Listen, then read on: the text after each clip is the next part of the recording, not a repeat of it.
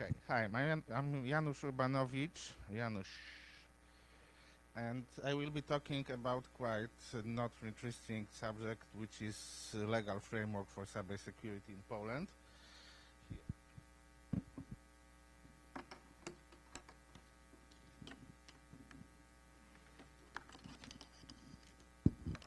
So at least I put some photos that look nice.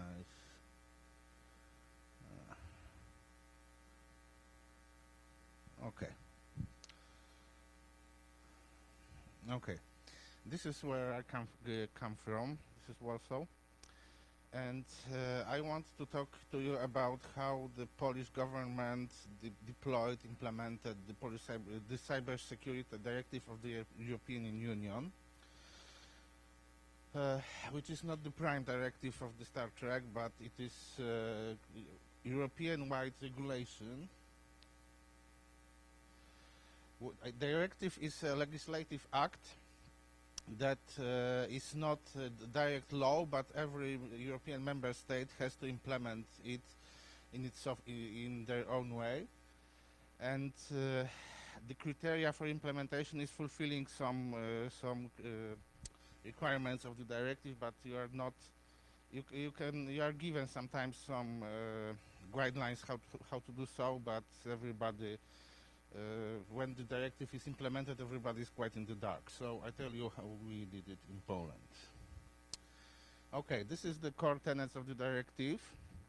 The first is that a state must establish a national cybersecurity strategy.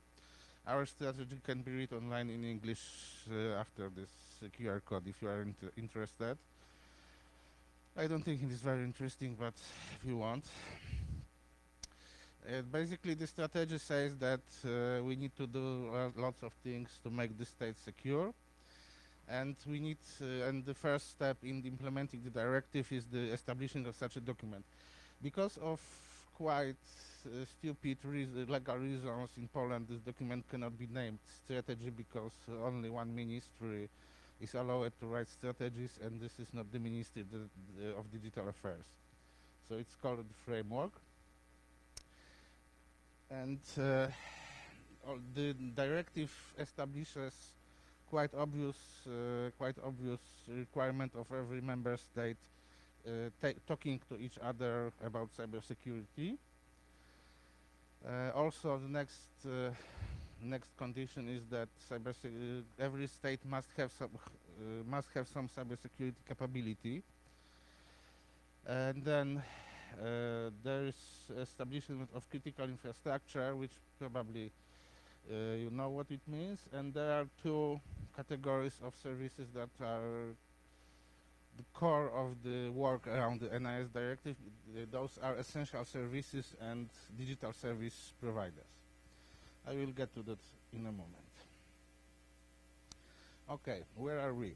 Poland is a half of Texas, about size and population of California, and this is not a big state, but it is. We are the first of the former communist countries to reach the status of mature market. By the way, we are in the NATO, we are in the European Union. Okay, so we need to implement the directive, so we make a law. I actually was somewhat involved in writing that law. And this is the National Cybersecurity Bill of July 5 to 28. And what the law says. First, the law, this is mandated by the directive. The law establishes that there should be a person or an office in the country that is responsible for deploying the directive and for cybersecurity. And we have the government plenipotentiary. I don't know if this is the right word, but the other I know would be proxy, and this is not a good word. And why this guy represents the government in cybersecurity affairs. His name is Karol Okoński. It doesn't really matter right now. But what he's doing, he's responsible for the directive. He's responsible for coordination of state-level cyber capability. And if there is a law in the works that involves cybersecurity, this office comments on it, approves it, and gives corrections. Okay, the three certs. Why I said there is coordination between the national level certs. Because again, for political reasons that I won't go into, we don't have one country level, national level cert, but we have three. We have the military cert. There is some the certs. The certs are in some places are called certs. In some places they are certs because in the law they are called certs, but two of them has the right to use a name cert because they are licensed from CERT-CC, so I will use it interchangeably.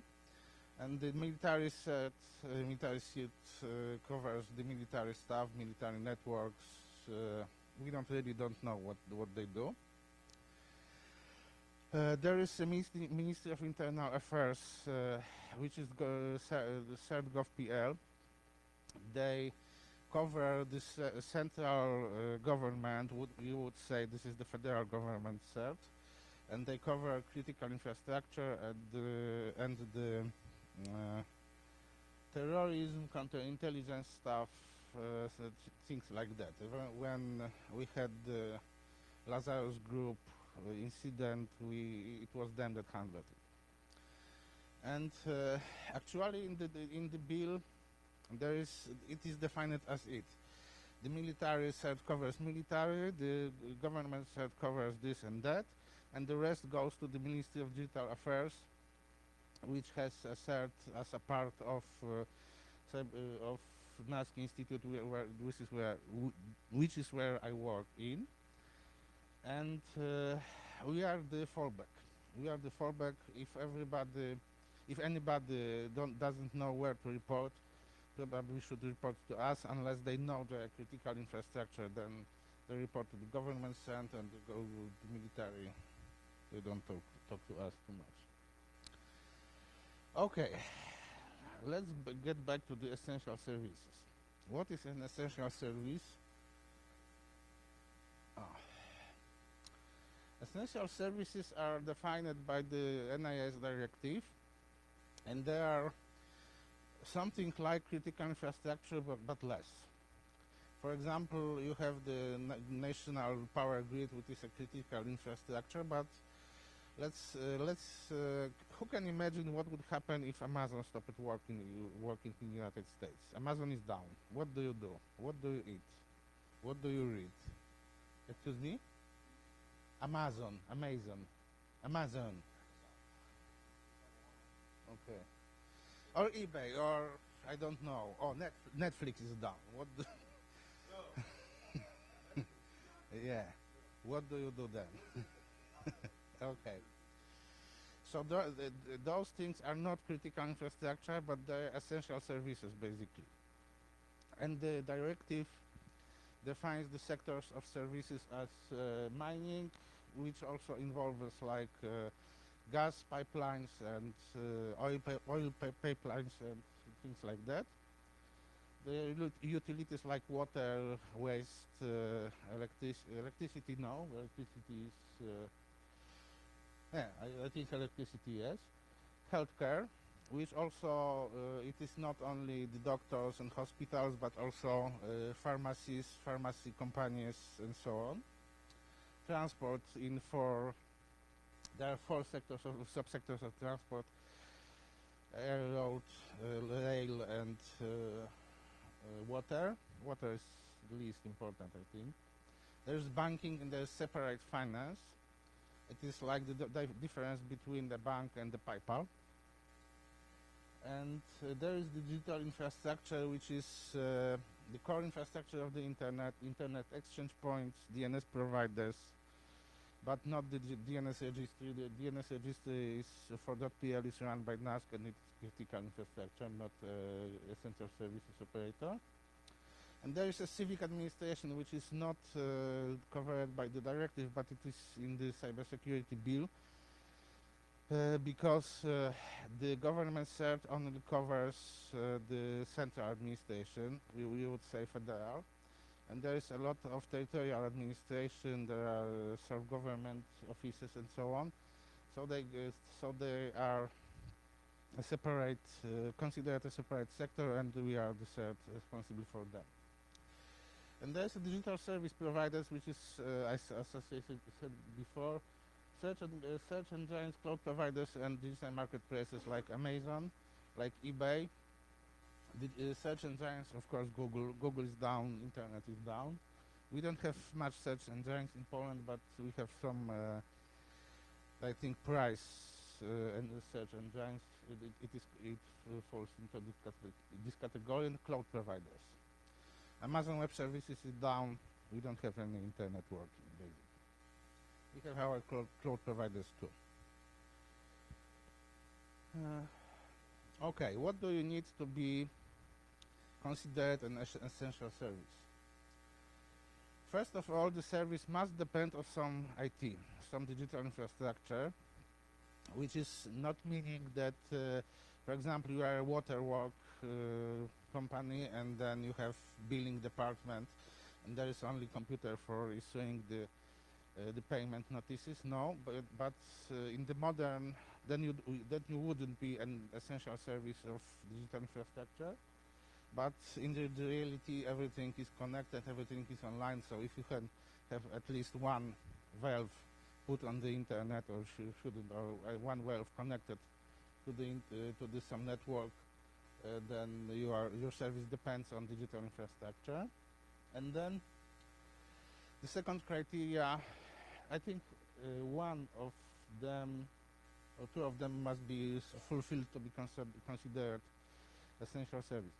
The second criteria is that other essential services depend on your service, like the hospital cannot function without the water. And another criteria, there are exact numbers, but I skipped them. A lot of people depends on your service, like hospital in the large province or large waterworks in the large city or large bank. And again, a market share, which is quite different. And the third criteria of size is wide geographical area. If there is one power grid on a very low populated area, but there is a huge area, it will be an essential service, even if it doesn't fulfill the market share of the number of citizens impacted criteria. Again, lack of service, criterium of that lack of service impacts the economy of society. Again, Amazon is down, eBay is down, Google is down. That fulfills that. You can get out from this if there are alternative means to provide the service without the IT, but we are living in the 21st century, so not really. And there might be other sector-specific criteria, like, for example, you are an airport and you are a small airport, but for some reason you are an important small airport, and then you are essential infrastructure. And the directive imposes some obligations on the essential services providers. And the first one is that you need to have one guy named by his name and phone number that is responsible to talking to the outer world about cybersecurity. And the name and phone number of this guy is submitted as a response to a national level CERT. And when we need to call you about some hacking in infrastructure, we call this guy, and he is responsible for proceeding later. The other are more difficult to fulfill, because you need to have some risk management and security management process in this organization. This process is not unlike ISO 27000, but it is not exactly ISO, because I guess it is not allowed to put a norm into a law. And you need to get some kind of coverage by a search, commercial search or sector search. I'll get to this later. and basically you need to have somebody to call when you are hacked. And then you are obligated to report incidents to a appropriate national level CERT. And this is a very important point because if it wasn't for the law, nobody would report anything. We tried to get it working without the law and it didn't work. And you have to pass a security audit every 2 years. The auditors have to be, I think, ACoD certified with some other organization like that. Okay, what we do at the national level CERTs. Threat monitoring and analysis. This is basically we are supposed to be the place which the government calls when something is happening, and we are obligated to know what's happening. It's not easy. We need to keep an eye of the known vulnerabilities. We are forced or made to talk to the other countries' CERTs about threats and vulnerabilities.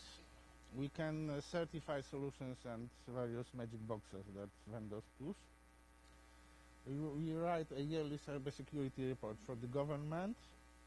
We are supposed to do public awareness and education. And the most important, we do incident response coordination, but not incident handling. The law is that we are responsible for response and coordination, but not incident handling, which means you need to have your own CERT or service for your organization, and they will do the analysis and so on. But we do passing information between you and the organizations you need to talk to, and also we build this big picture this way. Your organization only knows that you have been hacked, but we know, for example, you can know that lots of organizations in this area or of this kind, of this sector has been hacked, so we can coordinate the wider, bigger response. And security research.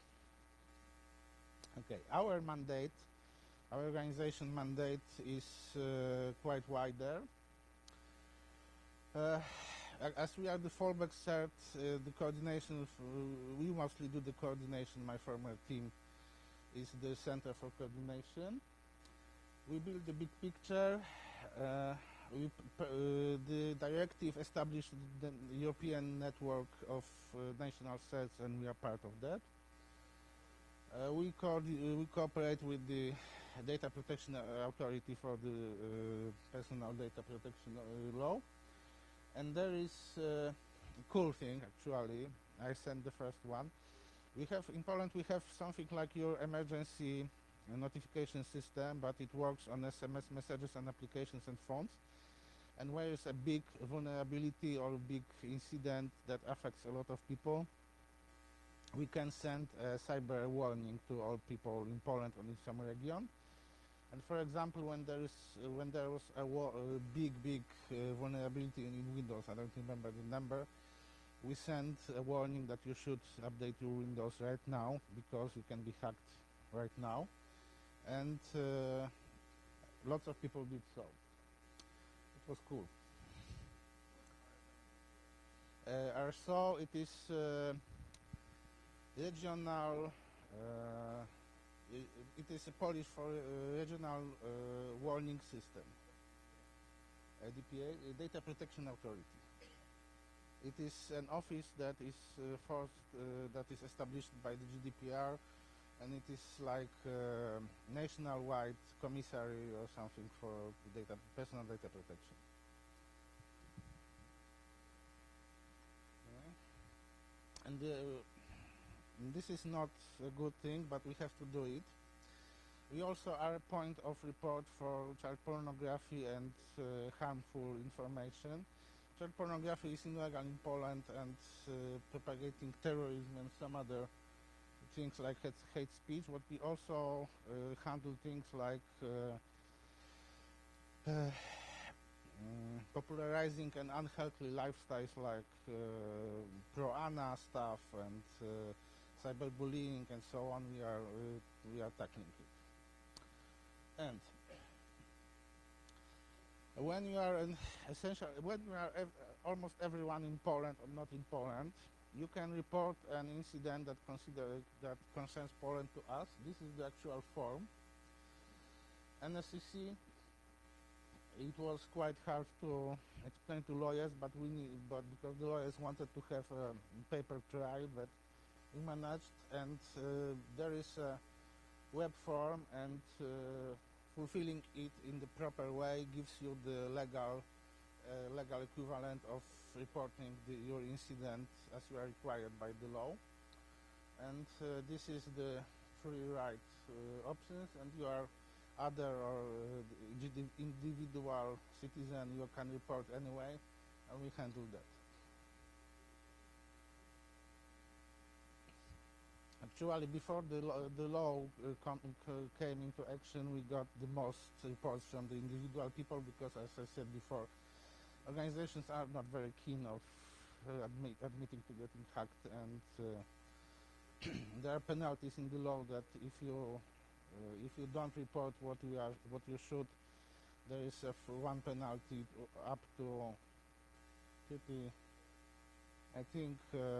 $30,000, and if you ignore the law at all and you are an essential service provider, that the penalty is up to $300,000, something like that. So we have the system of cybersecurity split into political areas.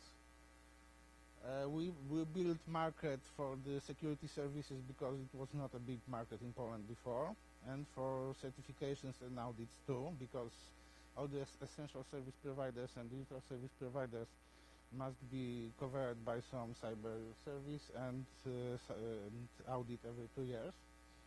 And there's about 1,000 of essential service providers. And they are forced to cooperate because, except for the banking sector, which cooperated quite nicely, every other sector is not very united in the fight for cybersecurity.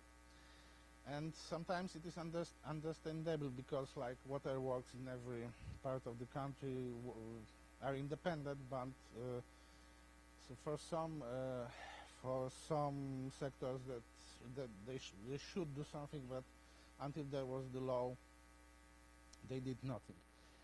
The sectors are forming into their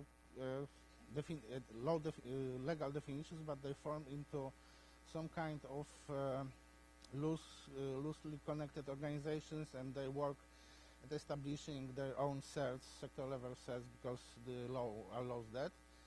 And then the sector level cells will know the specific problems within the sector. For example, we talk to the air sector, and they have crazy problems like when a plane goes to the other side of the world and there is hacked there.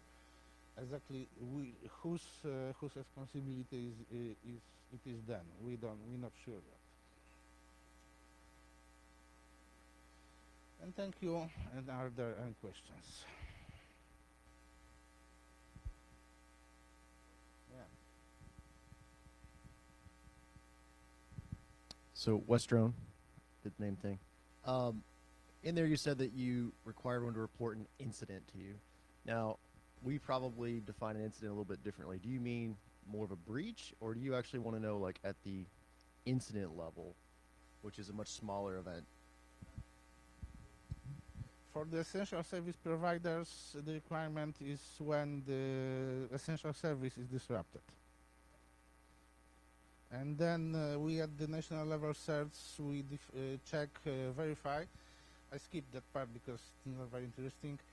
In the law there are 2 levels of incident. There is normal incident and there is a serious incident, and the serious incident triggers various legal procedures of critical management of the country and so on. But You are required to report stuff that that impacts your essential service or digital service. Okay. Several years ago, CERT Paleska provided a feed of detections that they were picking up, like bogons and ASN takeovers. Sorry. But is that still provided in the JSON file? Yes. Yes, probably you are talking about the N6 platform, and this is, yeah. A few years ago it worked in a different way. Now it is a web service when you should be notified about the change, I think. You sign up for this, and if you are in Poland, you submit your address range, and you are not in Poland, that you talk to the people about cooperation. And then you get some data feed about the detections and security events. Yes, it's still working, and you can.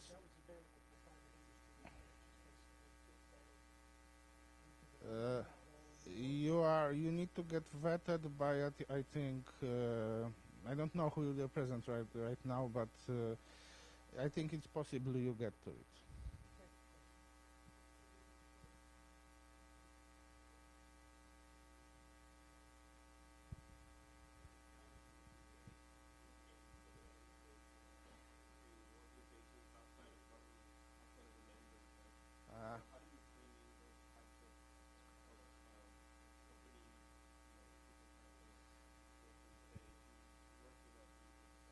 And it's tough. Okay. First of all, if you are an essential service provider, you get a notification from the government that you are qualified as essential service provider in this and this sector.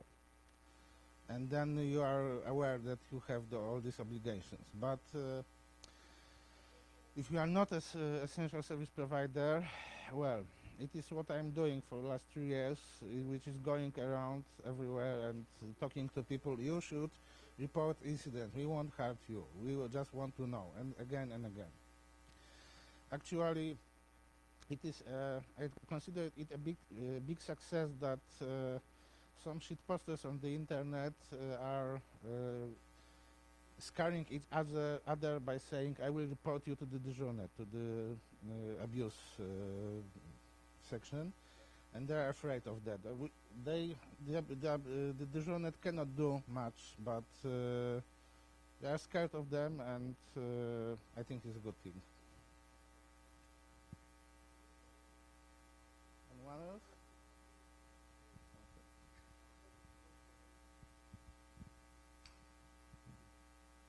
Thank you, then. Thank you.